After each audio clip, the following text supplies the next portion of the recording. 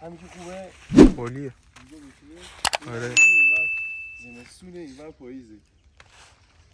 بین لب مرز هستی. بین مرزها. این مرز. این وسیله بیاریم با درست بگیر.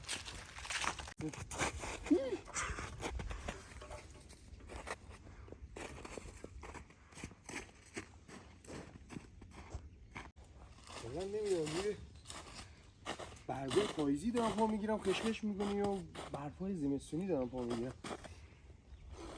بیا این سنگین کمک کن فیلم نگیر. بیا اول اون سرزن رو بذار باشه دیگه.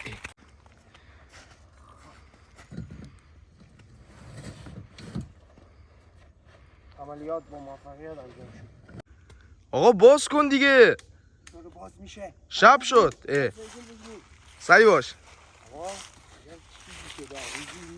میز اینا همه رو توی برف جاساز کنیم. اینم نشونه هاشه، مثلا این سکتور اینجاست.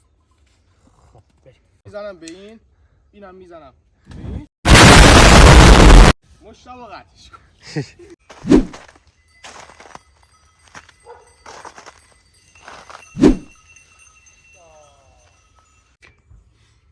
امروز اومدیم همه چی رو ریزیز کنیم.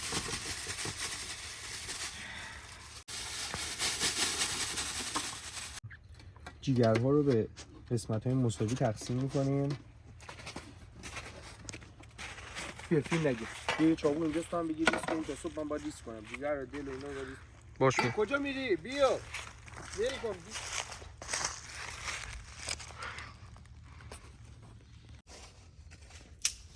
آقای زحمتکش در حال شکوندن هیزم برای درست کردن آتش که میخواد روش سایت بذاره غذا درست کنیم.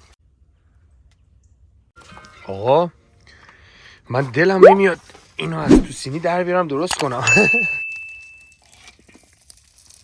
دنبه رو اول میریزیم قشنگ چر دنبه درست باید کمتر بگیم ولی ما چون دنبه دوست داریم بیشتر این سلیقه‌ایه.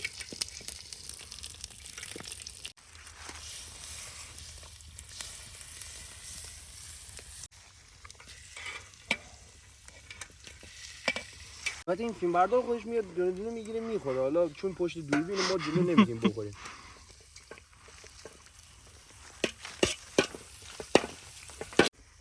فلفل زیاد هرچی تندتر باشه تو کمتر میکنی من بیشتر.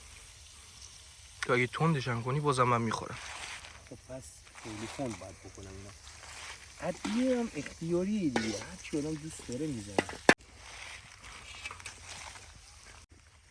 پیازهای رنگارنگ در کنار دلمای رنگارنگ.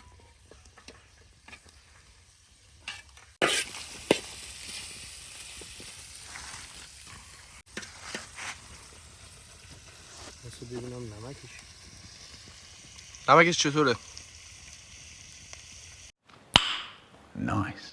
نوبتی هم باشه نوبت این خوش رنگاست. ریزم بریز.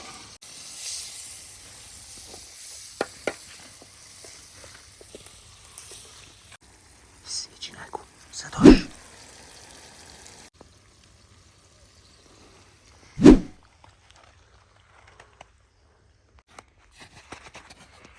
بریم زیر برفی های خودمون رو در بیاریم. مردمی از زیر خاکی در میارن و زیر برفی همه یخ. آبونی بیارفتی؟ آره. به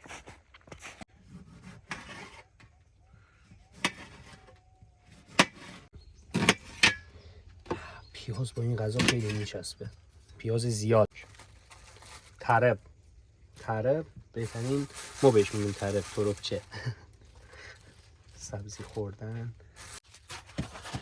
اینا اول یه دونه دورش رو پوست کنیم. این فشارش میدیم تلخیش نره توی غذا ها.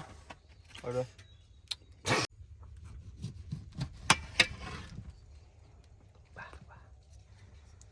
واسه همین باقای اطراف ها راضی انشالله باشید. خریدی دیگه.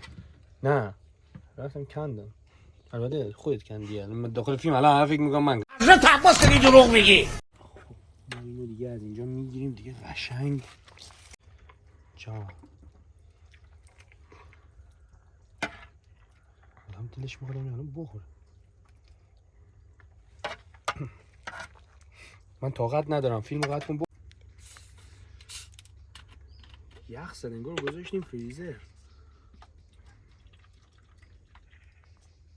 عجب چیزی شده. علی میدونم تو هم دوست داری دوربین رو قطع کنی سریعتر بیای بخوری، ولی اول باید نگاه کنی. نکن این کارو با. حقیقته تا تو باشی من دارم غذا درست میکنم از روش نگیری نخوری.